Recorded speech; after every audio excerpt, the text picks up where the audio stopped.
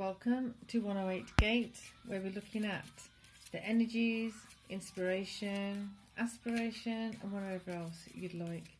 Looking for some clues as to what to do.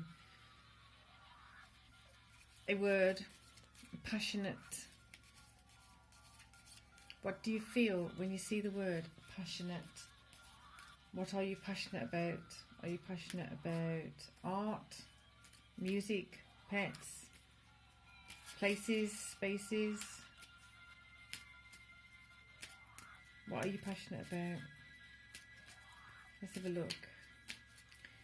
How do you need to get in touch with passionate projects? How do you need to make sure you're being passionate in the correct way for your higher good? A lot of questions, as usual. Let's go. Oh, on the floor. So we have absence. What is not here is the key. Are you lacking passion? Is there somewhere that you're wishing there was more passion, there was more drive, motivation, or something feeling flat? Rejuvenation, reawaken, and then stand stronger. Interesting. Has something disappeared? Has it gone from your conscious awareness? Has it moved into a space of apathy or feeling disconnected? Interesting. Is something needing to be revived? Temperance, find balance and be centered. Right, so we're going to get masculine and feminine card for each end, right? So in the centre it feels like there's an absence. What is not here is the key. Oh, we're getting feminine first, Hierophant. It came here, we'll let it stay there for that one. Oh, wow. Really going for it again. They seem to be really chatty today. Page of Swords and Justice. Right. Hierophant, bringing in the higher perspective, bringing in the perspective of what is to be, what is available to us. Reawaken and then stand stronger. So what has gone dormant? What has become passive? What's become nonchalant? Why have you become nonchalant about kind of letting it disappear? It's wanting to come more up there now. Right. Page of Swords. Bringing in the clarity, bringing in a fresh perspective is going to allow you to have clarity of what is not here. And that being the key, in the sense of, if you start being more honest with yourself, if you're not, I'm not saying everyone is, I'm just saying for the purpose of the reading, what's coming up. If you feel like you're really like, if you could have anything and there's no restrictions, limitations, what would it be? What would it look like? How would it feel? What part of that is possible? What part of it is not possible? What part of it is only not possible because you're telling yourself it's not possible? Temperance, find balance and be centered. Justice. Sometimes we're just told that we can't have certain things because other people don't want them or they don't want us to go for them. There's other reasons why justice would not be served. So bringing back your power is going to ignite some kind of passion that you have either let go of or you've been too scared to handle in the first place.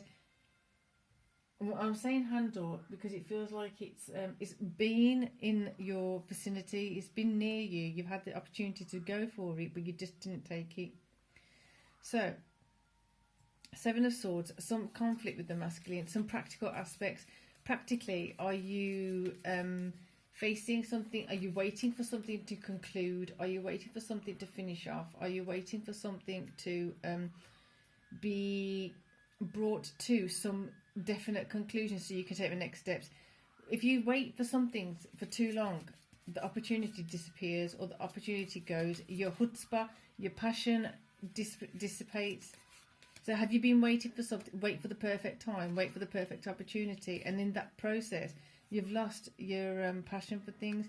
Ten of Swords, you've got to reignite it. You've got to bring in that spark, bring in what you loved before. Why did you love it? How did you love it? What did it bring you? What did it serve? And when you were doing it, what were you emanating?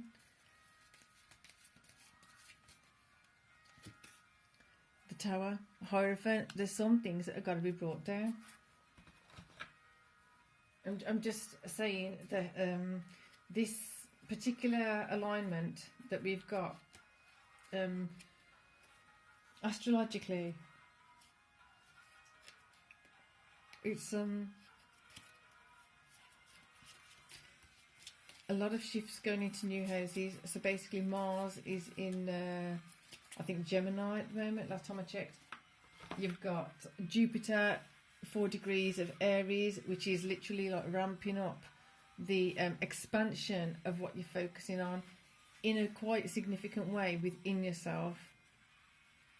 And then you've got Pluto going into Aquarius, while Uranus is now getting into a more settled space and a more settled state in Taurus. That's a whole different shebang of energies right there. So we've got a lot going on. And the trick is to utilise it. The trick is to navigate it and ride those waves. When it's calm, enjoy the calm, utilise it. When it's getting into a bit of a rah, utilise it. And for those of you who stay with me and stay with the channel, you'll better understand what those noises and certain words start meaning. And welcome to new subscribers. It's good to see you here. Thank you for being here, all of you. Thank you for supporting the channel. I think we're going to leave this one here because there's a lot of